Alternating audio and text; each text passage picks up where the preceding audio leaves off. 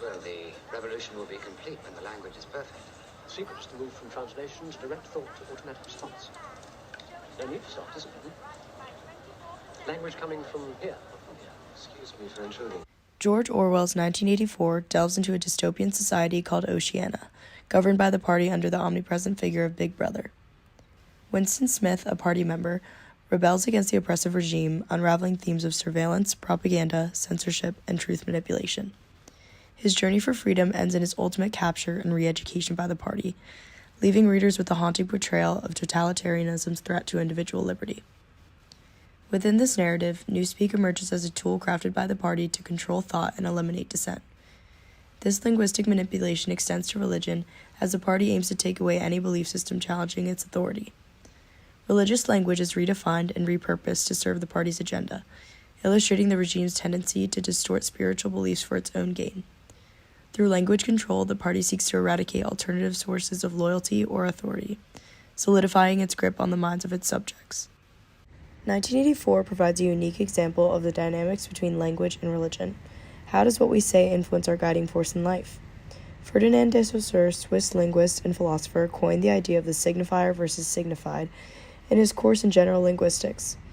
The signifier is the physical form of the sign, such as a word, image, or sound, while the signified refers to the concept or meaning associated with the signifier. For example, the word tree represents a concept of a woody plant. This concept has allowed many linguists to uncover how the signifiers people use affect their perception of day-to-day life. The effect language has on this outlook has greatly impacted the way people interpret religion, much like the people of Oceania. As language has evolved with pop culture, these intersections in religion have become more and more evident. I define religion as a set of common values, practices, and beliefs within a community based upon a greater meaning or purpose in life. In this way, I argue that the way we use language, the effects language has on the way we think, and how language can affirm our pre-existing beliefs can be considered a religion. Keith Chen, a Chinese-American behavioral economist, speaks to how the language we use can affect our saving habits in a TED Talk titled, "Could Your Language Affect Your Ability to Save Money?" In this lecture, he explains the specific aspects of language that can affect someone's overall outlook on life. He explains this dynamic through his Chinese background and how his language makes him think about family in fundamentally different ways than English. Chen uses the example of how he uses the signifier of the word uncle differently in both English and Mandarin.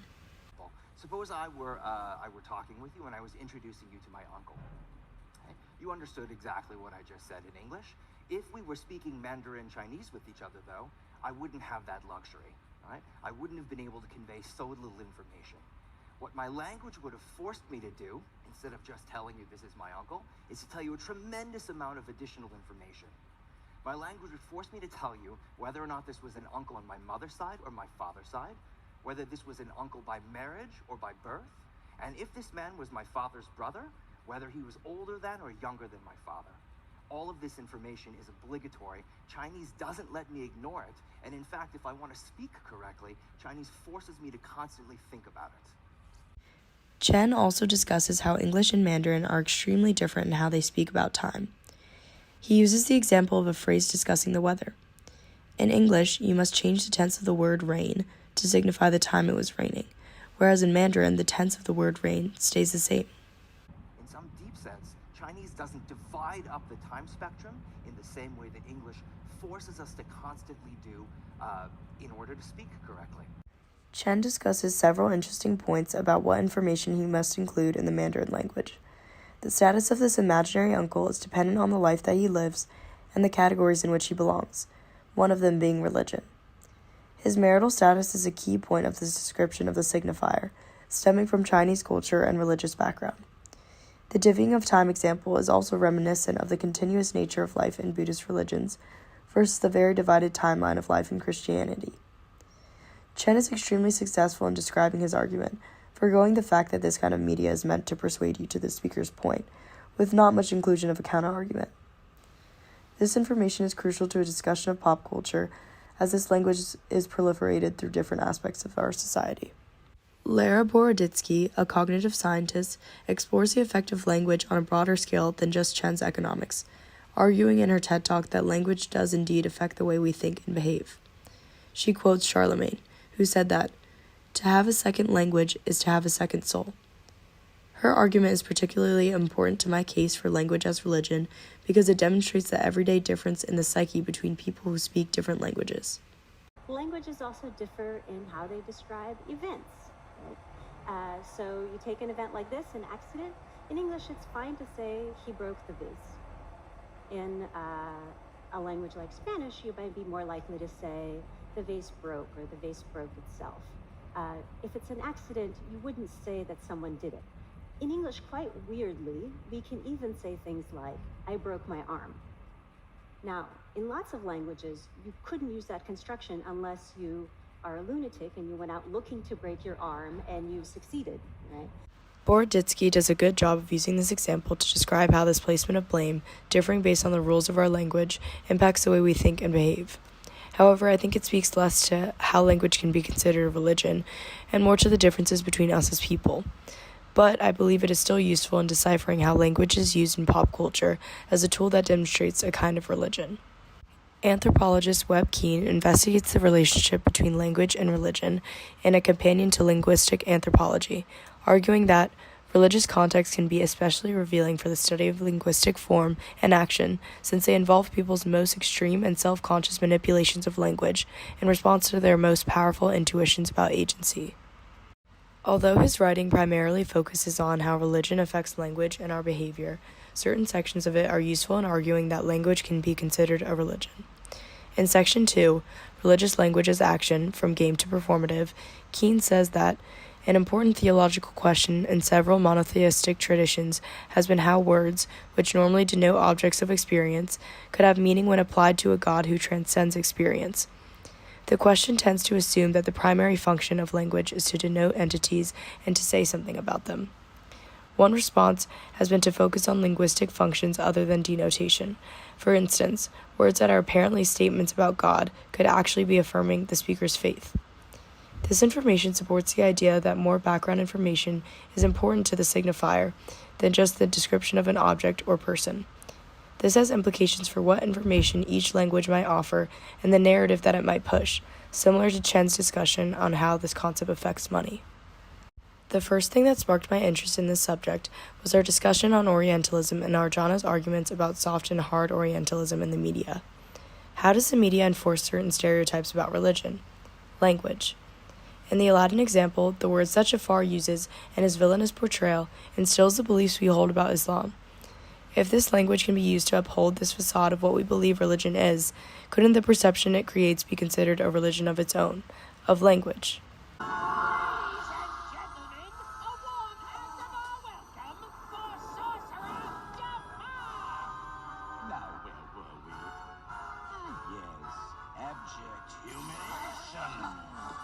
Our discussion on what constitutes a civil religion made me consider whether language itself could be viewed as a form of religion. In a substantive sense, I believe language can indeed be labeled as religion. The common practices and rituals are evident in the patterns of words and sounds we use daily to communicate. However, from a functional perspective, this argument is more open to interpretation. I think that the way language is used in pop culture creates a secondary reality that influences our beliefs and sense of purpose, much like religion does. Considering both its substantive and functional aspects, it becomes difficult to see language as anything other than a form of religion. In 1984, the suppression of language suppresses any kind of dissent in the minds of its citizens. This implies that the use of language is the primary catalyst for creative thought, much like how a religion would function. Of darkness, and the treasonable maggots who collaborate with them must, can, and will be wiped from the face of the earth. We must crush them. We must smash them. We must stamp them out. We, the people of Oceania, and our traditional allies, the people of Eurasia. Horror films offer a fascinating example of how language can distort perceptions of religion, shaping new ideas in the minds of viewers.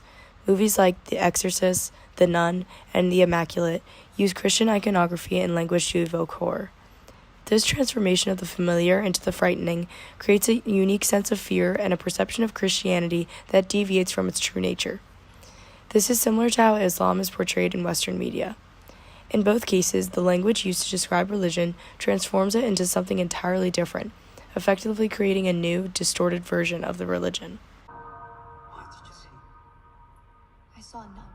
With these examples and scholars in mind, it is evident that language used in pop culture can be considered a religion. Chen's explanation of the information required to use language, Boroditsky's explanation of how language affects our thought, and Keen's explanation of the relationship between language and religion all help lay the foundation and an argument for language as religion.